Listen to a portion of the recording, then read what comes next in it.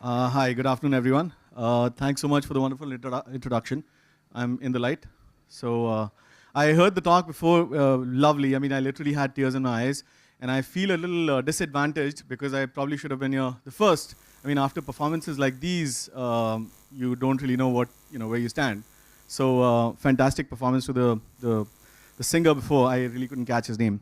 Um, so I've been told that the time is really short, so I'm not going to talk about the whole thing that I usually talk about in terms of innovation and what I've done.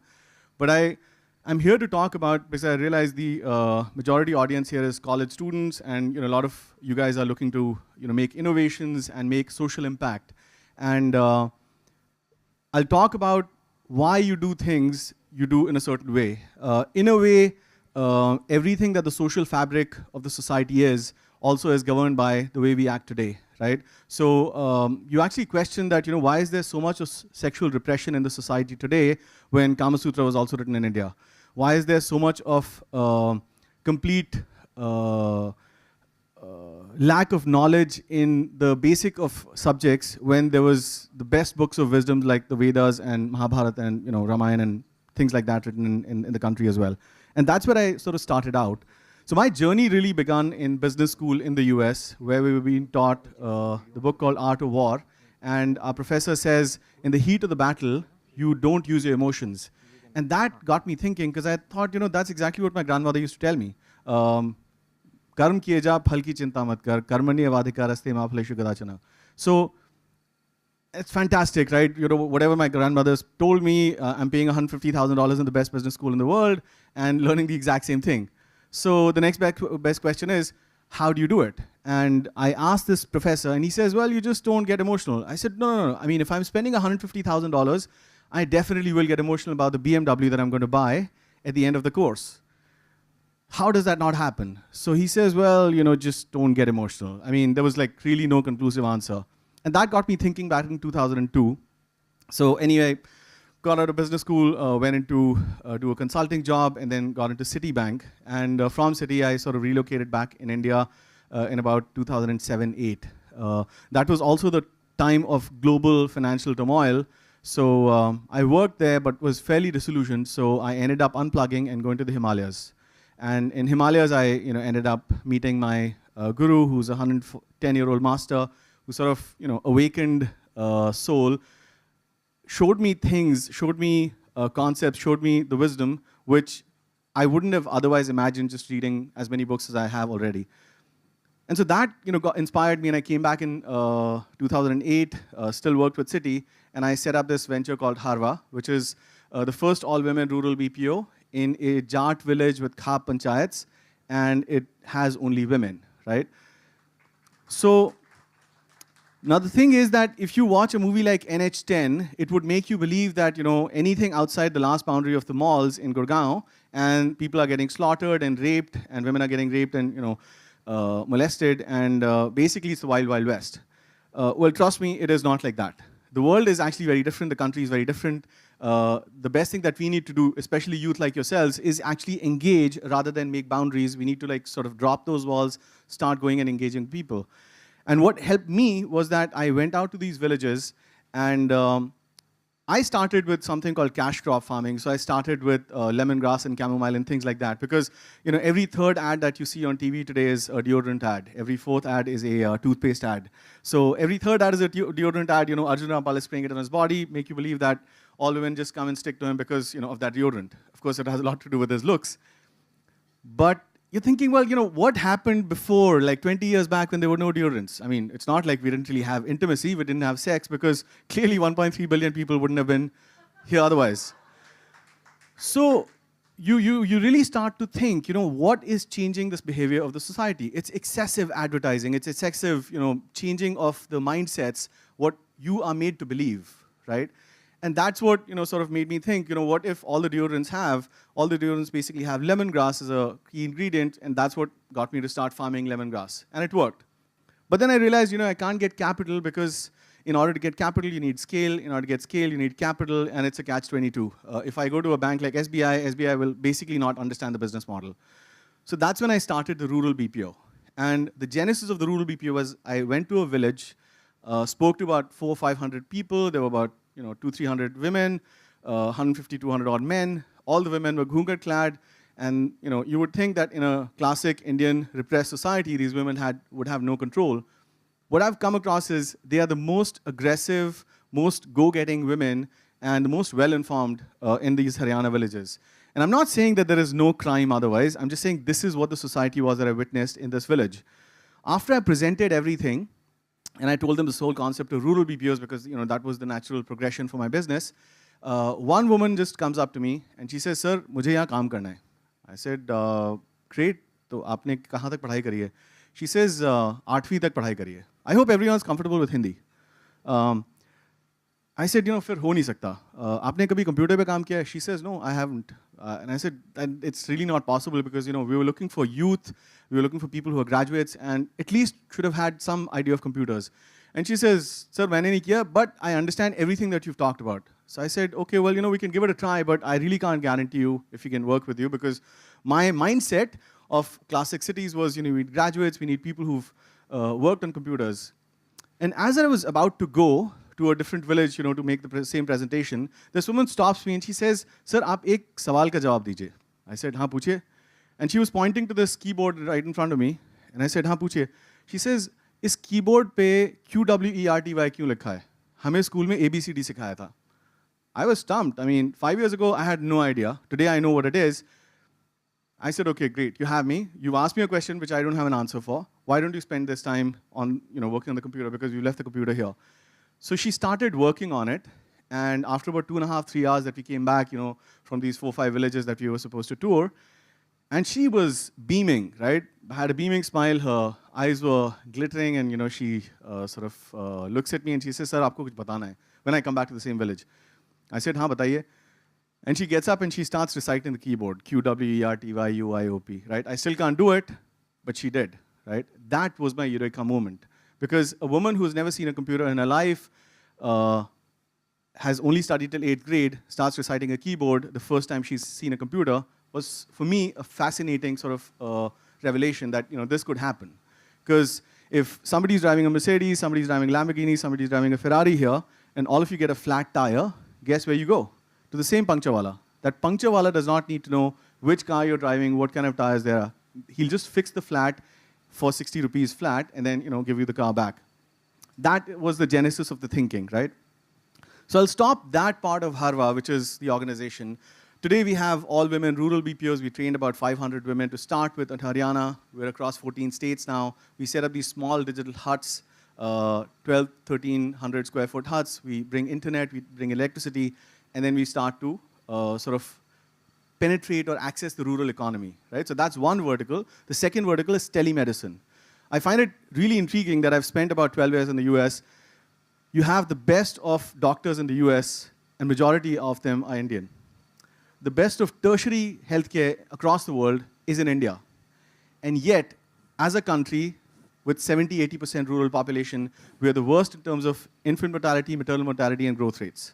Right? And you're thinking, why? Well, because a guy who does MBBS for 5, 6 years spends about 70, 80 lakhs. You cannot expect this guy to go back to rural areas and start delivering the basic primary health care for about 60 rupees, right? It's just not going to happen. That is what made me think, and the second vertical we have is HarVa Sattva, which is based out of the same huts. So we connect women, primary health care, who need primary health care, through the ASHA workers who are there in the villages, to the tehsil level doctors who are already present there in the tehsils. So they won't go to the villages. These people, if they come to the tehsils or the districts, will end up spending about 500, 600 rupees for a basic primary health checkup, right? So that is the access. Now, once we set it up, it became a world record, lots of recognition. The first journalist who comes to me asks me, "Sir, aapko kis tarah ki social problems hui?" I'm thinking, I didn't really technically have any social problems. I'm not from Haryana. I don't look like a Jat. I don't speak the language. I did not have any social problem. He says, "Well, to kis tarah ki problems hui?" I said, technically, I had only infrastructure problems, Because if you go to any corner of India, or rather for that matter, any part of the developing world, you might not get a glass of clean water, but you will definitely get a chilled beer. So if there's chilled beer, there's electricity. The village that we worked in didn't have electricity, but there was chilled beer. So guess what? I mean, the guy's got chiller, he's definitely got electricity. So we tapped into the Theka to give us the electricity for the first center, right? So it's really about tapping the opportunity. And that's what gets me to talk about innovation and entrepreneurship. So fortunately, I'm invited to a lot of places to talk. And I really, wanted to be a part of the journey of the youth that are trying to make a difference. But what I find extremely saddening is that I go to Bihar, or go to even colleges in Mumbai. Last time I was here in Wilson College, and you ask somebody, so what do you want to do? The guy says, I want to set up something like Facebook in Bihar. And I'm thinking, well, Facebook already exists. You just need to customize it to adapt it to the needs of the Bihari people. But why do you need to do that? He says, because I want to be an entrepreneur.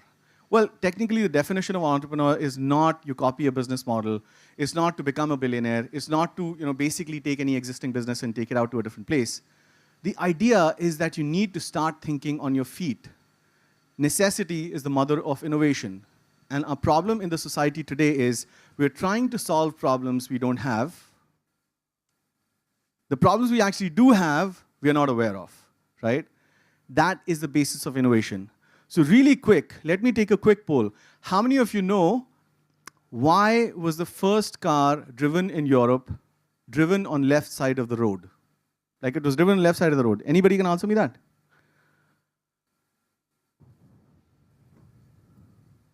Anybody? Sorry? By default?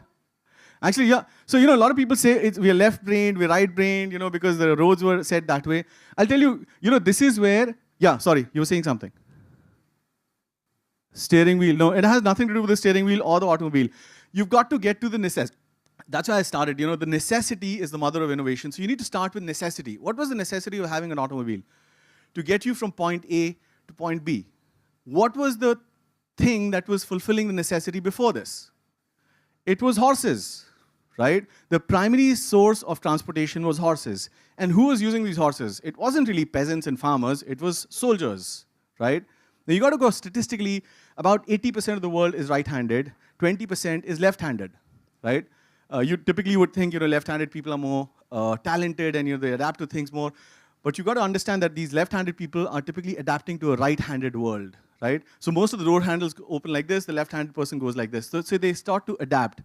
Anyway, having said that, the soldiers are the ones who are riding the horses. So what does a soldier do? He fights, right? Or she fights, if there was a female soldier. The soldier is going on a road, and there was another opposite army soldier that comes from the opposite direction. What does the soldier do? Pulls out a sword to fight. Now they can't say, dude, let's adjust the directions first, and then we start to fight. So naturally, they started to go on the left side of the road, right? This sounds like an interesting story, good theory. Yeah? All of you can go back to your parents and tell them, there was this crazy guy who came out and told us this theory. But the funny thing is, go back and look at your car. What is your car known for? It's horsepower. Your car is actually a horse. The entire automobile industry is built on the basis of what knowledge of the horses we had. Yeah? So if you wanted to innovate a flying car, you need to stop thinking horses and start thinking birds. And that is where I think the genesis of our innovation is sort of faulting. Because we as a society, as a world, are in very, very different phases of evolution, right? Which brings me to the book. Why I wrote the book, Lost Wisdom of the Swastika, is basically this. Does anyone know what the swastika means? Yeah. Symbol of health. Anybody else? Swastik, yeah. So incidentally, swastika is the only symbol across the world which is known to everyone. You can go to New Zealand, people know it. You can go to Germany, people know it. I've got jailed in Germany for it. I've got warned by the police in California for explaining what the swastika was. So first of all, it's not a religious symbol, right? The Germans in the West hates it because it's related to Nazis, but they don't know what it means. The Eastern people like India, China, Pakistan, not Pakistan, Sri Lanka, most of the Buddhist nations, Hindu nations, they draw the swastika everywhere. You'd find it in cows, camels, truck license plates, everywhere. Your temples, houses, cars, whatever, right? But people don't know what it means. And that's the funny thing. And that basically was one of the biggest revelations that I had in the Himalayas. I realized that it's actually not a religious symbol at all. It's the most scientific symbol that people have sort of tried to explain, but nobody really gets it, right? All of you have watched the movie Star Wars? Star Wars, the basic tenet And what's the most famous dialogue in Star Wars? Exactly, right? So George Lucas is sort of touring the Himalayas. By the way, I spent a lot of time in Amsterdam, and most of the Dutch people love India. So like, the moment they realize I'm from India, it's like, oh my God, I love India. I'd love to go to Rishikesh. I said, oh, that's fantastic, you should go.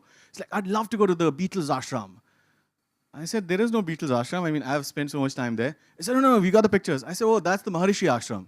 So a lot of the interpretation that's in the West is by, what was already sort of set up there. So George Lucas comes here, and the rishis are trying to tell him that, there's basically 4 states of awareness, right? So there's waking, dreaming, sleeping, and then there's a 4th state. That 4th state is called the Turiya Avastha, right? Which comes from the word Chaturya. So he says, yeah, that's fantastic. How do you achieve it? So they explain to him what it is. And usually the rishis actually make this gesture to each other, and they say, Aapko Turiya Avastha prapt ho. Literally, when you translate it in English, it's like, may the 4th be with you. May the 4th state be with you. So that was the adaptation of may the force be with you, because, how do you explain the 4th state in 70s to people who are really not even beyond the 2nd stage? That was the genesis. So Yoda is really Yodha, and a lot of the interpretation is basically from there, right? Then you come to a movie like Inception. That's again, most of the people who watched it, anybody understood in the first time? Yeah? If you understand that movie in the first time, and somebody asks you what the movie is about, they'll tell you it's about incepting somebody's thoughts. What they never tell you is how you get to those thoughts, right? That's basically by achieving the 4th state, which is the Turiya Avastha again, right? Last, Interstellar. There was a big flaw in the movie Interstellar, which nobody really talks about. The guy boards the spacecraft on Earth, ejects it near Saturn, but comes out in his daughter's bedroom, right? And they show this nice tesseract that it's a 4-dimensional space. The funny thing is, a lot of interpretation in the West is by an external mechanism, which is the Yantrik Yoga, right? So you're trying to tell somebody that this is how it is. And a lot of the wisdom in the East by experience, right? So is there anybody who can tell me that I'm thirsty? Can my mom tell me I'm thirsty? Can my girlfriend tell me I'm thirsty? Can my Apple Watch tell me I'm thirsty? They can only make a guesstimate. They can't really tell me for a fact if I'm thirsty or not. The only person who can tell me who's thirsty is me, right? And that is what essentially the 4th state is. So if you try to get to the 4th state, basically that is where a lot of innovation starts to happen, a lot of thought process starts to trigger. And that is where you start to think about the actual state of being that you're in today. So everything that she talked about in terms of the societal problems are a matter of fact in the society today. But can we resolve it with the thinking that we actually got them into with? We can't. So we need to sort of take a much more higher sort of philosophical view. What are the things that we need to do and accept, and then finally bring about a change? We can't keep harping on, well, we had a fantastic history. We flew planes, we went to Jupiter, we went to Pluto and back 5,000 years ago, we were like perfect society. We can't really do that, but we can for certain look at the current conflict in the world today. The conflict in the world today is not about religions. It is definitely not about races. It's about knowledge versus wisdom.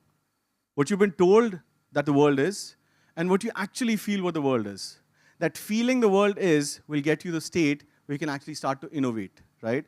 And that is where I get inspired. That is where I think the Dabbawalas are phenomenally successful. That's where I think Mr. Arunachalam, who's made those really cheap sanitary napkins, is a phenomenal success. That is where I think social entrepreneurship really makes a difference. In fact, I don't even like the word social entrepreneurship, because I think if you're not really benefiting the society, you're an anti-social entrepreneur, right?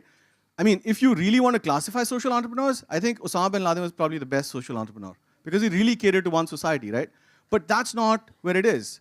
So you need to start looking at holistic benefits, or where people really start to come together, right? So I'm for humanity. I'm for people's pain. If somebody is in pain, I definitely genuinely feel it. But if you're going to say that, this is a particular religion, this is a particular race, this is a particular caste that is feeling it, then I'm not for it. And that is where I'd like to leave you with a thought on entrepreneurship, right? One of the best chapters that I wrote with a lot of heart. So first of all, this is not a religious book. This is really a very philosophical book. A thought that, echoed in my head was, and that's a chapter, the person who wrote the first book hadn't read a book. You have to be that person every moment. Thank you.